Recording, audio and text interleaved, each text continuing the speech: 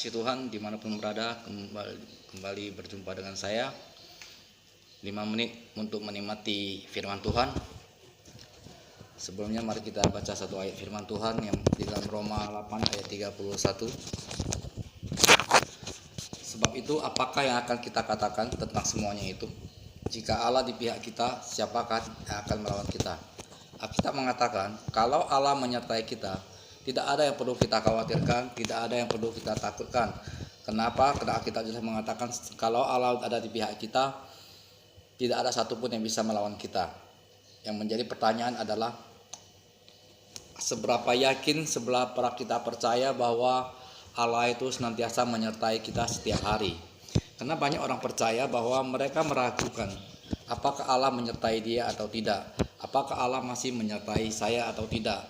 Ketika saya ada masalah, ketika ada problem, apakah Allah akan menolong saya atau tidak? Ketika saya mengalami sakit penyakit, apakah Allah mau menyembuhkan penyakit saya atau tidak? Nah, pertanyaan-pertanyaan itu selalu muncul di tengah-tengah orang percaya. Tapi hari ini Alkitab jelas mengatakan bahwa Allah selalu menyertai kita, sehingga tidak ada pihak manapun yang bisa melawan kita. Kalau kita perhatikan di dalam perjanjian lama, Allah tidak selalu menyertai umat Tuhan. Ada kalanya Tuhan menyertai umatnya, ada kalanya Tuhan tidak menyertai umatnya.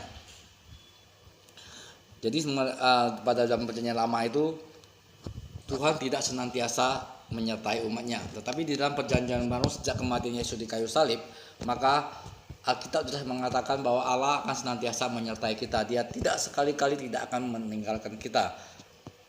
Kalau Allah menyertai kita, maka tidak ada sesuatu apapun yang bisa mengalahkan kita. Kalau kita tahu sebuah cerita tentang seorang yang penyakit kusta, dia berkata seperti ini. Kalau engkau mau, engkau bisa mentahirkan aku. Jika Tuhan mau, Tuhan dapat mentahirkan aku. Dengan kata lain, si penyakit kusta, orang yang berpenyakit kusta ini yakin sekali, dia tahu sekali kuasa Tuhan, bahwa Tuhan bisa menyembuhkan dia. Yang menjadi pertanyaan dalam hati dia, dan pertanyaan dia adalah, dia tahu bahwa Yesus sanggup menyembuhkan dia, mentahirkan dia, tapi Yesus mau atau tidak mentahirkan dia. Lalu ketika dia bertemu dengan Yesus, dia bertanya kepada Yesus. Lalu dia katakan, kalau engkau mau, engkau bisa mentahirkan aku. Dengan kata lain, dia berkata, Guru, Tuhan, aku tahu engkau berkuasa, aku tahu engkau bisa mentahirkan aku. Tapi masalahnya engkau mau tidak mentahirkan aku. Lalu Alkitab mengatakan, lalu Yesus mengulurkan tangannya menjamah orang itu dan berkata, aku mau, jadilah kau tahir. Nah, yang menarik di sini, permintaan dia adalah supaya Yesus mentahirkan dia. Tapi yang Yesus lakukan lebih daripada sekedar mentahirkan dia. Tapi Yesus justru mengulurkan tangannya kepada dia. Nah, hari ini sebagai hamba Tuhan, saya mau ingatkan kepada kita semua, kadang-kadang apa yang kau minta, apa yang kau mengharapkan, Tuhan akan memberi lebih daripada yang kau harapkan.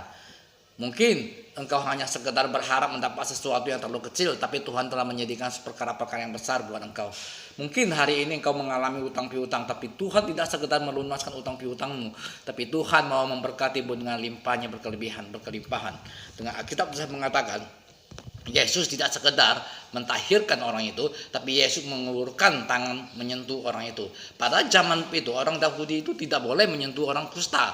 Para imam-imam bahkan menurut dalam perjanjian lama bahwa orang kusta itu najis, dan orang yang najis apabila bersentuhan dengan orang yang kudus, orang kudus itu akan menjadi najis. Dengan kata lain, sebenarnya Yesus tidak boleh menyentuh orang kusta itu. Kenapa? Karena orang yang tidak najis akan menjadi najis. Dengan kata lain, Yesus bisa menjadi najis.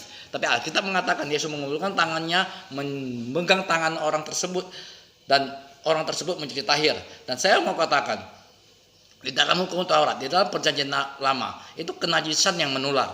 Tapi di dalam perjanjian baru, Alkitab sudah mengatakan kekudusanlah yang menular. Sehingga hari ini bahwa Alkitab katakan ketika Yesus yang kudus, yang sangat kudus itu menyentuh orang yang najis, orang najis itu menjadi tahir, orang najis itu menjadi kudus. Hari ini marilah kita belajar melakukan sesuatu dan mempercayai sesuatu yang benar, bahwa Yesus selalu menyertai engkau, Yesus selalu bersama-sama dengan engkau, Yesus selalu menyertai kita senantiasa. Sejak dia mati di kayu salib, ia berkata kepada Bapa, Allahku, Allahku, mengapa engkau meninggalkan aku? Maka percayalah bahwa Allah tidak pernah meninggalkan kita lagi. Karena Allah telah meninggalkan Yesus di kayu salib, maka yang terjadi adalah Allah berkata, aku akan menyertai engkau senantiasa. Nah, ketika Allah menyertai kita, percayalah tidak ada satu musuh pun, tidak ada satu lawan pun yang bisa menang atas kita. Dan kembali kita diingatkan oleh kepada Tuhan buat kita hari ini, kalau Allah ada di pihak kita, siapakah yang akan melawan kita? Kekasih Tuhan, dan hari ini kita mendapat sebuah renungan, kita dapat sebuah firman Tuhan yang mengatakan, percayalah bahwa aku akan menyertai engkau senantiasa sampai akhir zaman. Amin.